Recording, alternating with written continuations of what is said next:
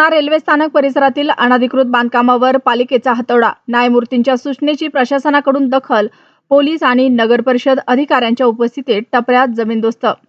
पूर्णा शहरातील रेल्वे स्थानक परिसरातील मुख्य रस्त्याच्या कडेला आणि नाल्यांवर उभारण्यात आलेल्या अनधिकृत खानावळी, हॉटेल्स व पानटपऱ्या मंगळवारी दुपारी पालिका प्रशासनानं कडेकोट पोलीस बंदोबस्तात जमीनदोस्त केला।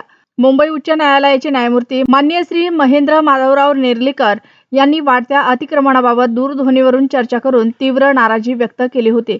त्यांच्या या सूचनेची गंभीर दखल घेत परभणीचे जिल्हाधिकारी संजय सिंह चव्हाण यांनी विशेष मोहीम राबवून ही अतिक्रमणे हटवण्याचे आदेश दिले होते। त्यानुसार पालिका प्रशासनानं ही मोठी कारवाई केली असून यामुळे रेल्वे स्थानक परिसराने मोकळा श्वास घेतला आहे।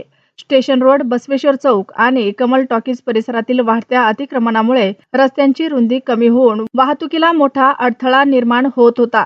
तसेच नाल्यांवरील अतिक्रमणांमुळे सांडपाण्याचा निचरा होण्यास अडचण निर्माण होऊन आरोग्याचा प्रश्न गंभीर बनला होता। या पार्श्वभूमीवर जिल्हाधिकाऱ्यांनी 24 ते 26 मार्च या कालावधीत विशेष मोहीम राबवून ही सर्व अतिक्रमणे काढण्याचे निर्देश नगर परिषदेला दिले होते।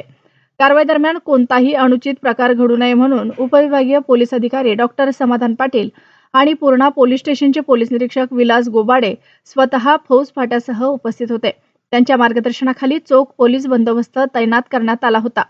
नगर परिषदेचे मुख्याधिकारी डॉक्टर उत्कर्ष गुट्टे यांच्या थेट नियंत्रणाखाली जेसीबीच्या साहाय्याने ही अनधिकृत बांधकामे भुईसपाट करण्यात आली। या धडक मोहिमेत पालिकेचे अधिकारी मुमज्जिद खान, उत्तम कांबळे, प्रतीक चव्हाण, सिव्हिल इंजिनियर ए हकीम खय्यूम, दिनेश मुळे यांच्यासह पालिका कर्मचारी आणि पोलीस पथक मोठ्या संख्येने सहभागी झाले होते।